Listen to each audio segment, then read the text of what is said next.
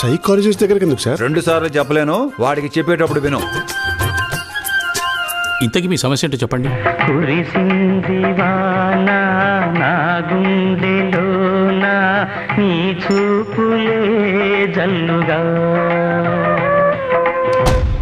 There is no problem, సమస్య లేదు.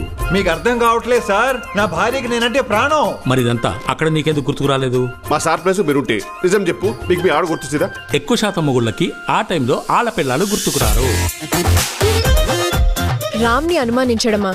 మగాళ్ళు ఎలా ఉండాలి అన్నదానికి రోల్ మోడల్ రామ్.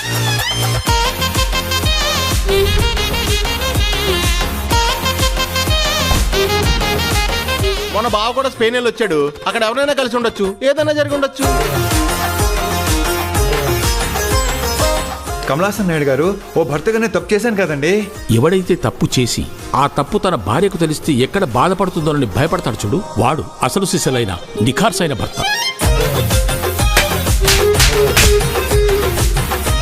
ఇంట్లో ఎవరెవరు ఉంటారు? అన్న, వదిన, వాళ్ళ అబ్బాయి, నేను, వదినోళ్ళు చెల్లి ఉంటాం. వైఫ్ ఉందని ఎందుకు చెప్పలేదు? వదినోళ్ళు చెల్లి అంటే నా వైఫేగా కాదా?